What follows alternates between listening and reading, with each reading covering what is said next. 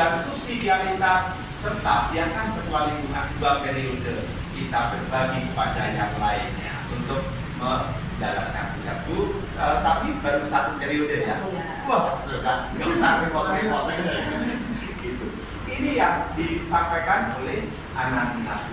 Dan untuk Saulus sendiri, ketika pengalaman dia berjumpa dengan Kristus melalui Ananias ini, apa yang terjadi? Ketika dia pertama-tama menjadi orang yang menganiaya, yang mengejar-kejar, kita tahu akhirnya bahwa Paulus, ya Saulus menjadi Paulus ini menjadi seorang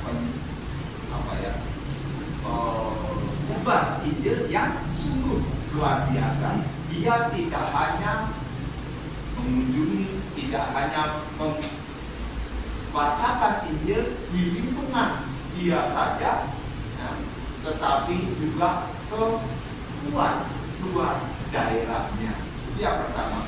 Selain keluar daerahnya, yang dia jumpai, yang dia katakan bukan hanya orang-orang yang kecil, tetapi dia juga mewartakan kepada para raja dan kepada penguasa di kerajaan Romawi.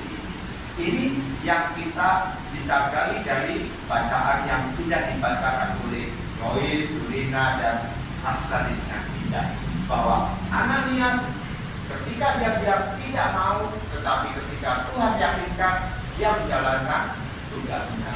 Saulus ketika dia mengejar-ngejar dan mengalami perjumpaan dengan Allah, akhirnya dia juga disentuh oleh Allah dan akhirnya mengubah imannya dan membuat bertumbuh menjadi orang yang mengejar,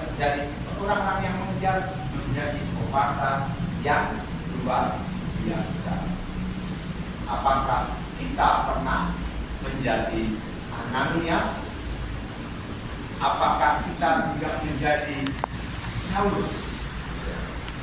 Saya dulu orang yang tidak pernah menggereja, tidak pernah ke lingkungan, tetapi ketika mendapatkan pengalaman iman, ya, dengan seseorang, dengan orang-orang yang diutus Allah, langsung berubah. Kalau zaman sekarang tentu kita tidak langsung berjumpa dengan Yesus. Kita nggak berjumpa langsung dengan Allah. Siapa yang kita jumpai? Sesama kita, orang-orang yang diutus Allah, orang-orang yang seperti Ananias diutus Allah untuk menjumpai orang kita ketika kita sedang terpuruk iman kita. Gitu ya kira-kira ya. Ibu, Bapak Ibu punya pengalaman tentang sebagai Ananias, orang yang diutus Allah untuk akhirnya orang itu bisa sadar, orang itu pertama tidak berkegiatan lalu berkegiatan. Apakah Bapak Ibu pernah menjadi Saulus lalu menjadi Paulus? Mungkin, ya.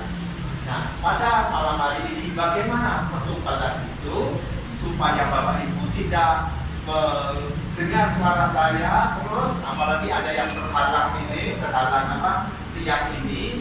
Di halaman itu ada sebuah pertanyaan, ini ya. Baik, karena ini ada bangku, ada mejanya, boleh. Ada 3 pertanyaan. Yang pertama adalah dalam kehidupan pribadi Anda, nah, kalau ini tadi kisahnya tentang pertobatan Saulus, ya, tentang pertobatan Saulus, pernah tidak Bapak Ibu ingin menjalani sebuah pertobatan? Pertobatan tentu bukan, kalau kita lihat tema 1, 2, 3 bukan hanya soal kita mengaku dosa, tetapi pertobatan ketika kita tidak peduli ke lingkungan, ya, kita jadi ketua, jadi peduli. Ketika kita tidak peduli dengan sampah-sampah yang berserakan, kita juga menjadi peduli. Karena ini sebuah pertobatan, perubahan gaya hidup kita dari yang tidak benar, yang tidak selaras dengan Allah, menjadi yang selaras dengan Allah. Apakah pernah mengalami sebuah pertobatan itu? Lalu tantangan terberatnya apa? Ya. Pernah lalui, hadapi, tetapi adakah tantangan terberat?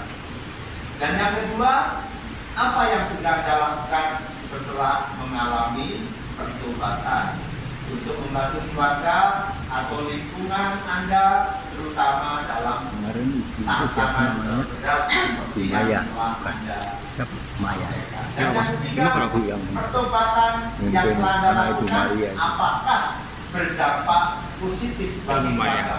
Oh iya, saya setelah Wiro. Martanti. bertobat, Saya lupa. ya. Wiro. Saya dulu sukanya Wira. bangun tidur langsung pegang HP saja gitu ya. Tapi saya selama APP ini bangun tidur cuma nggak usah pegang HP, daripada pegang HP buka bisa maunya 5 menit jadi 5 jam gitu ya. Yang tadinya sudah itu langsung mau masak jam 6 harusnya sudah matang karena buka-buka bilang mau berangkat sekolah, iya ya gitu ya gitu.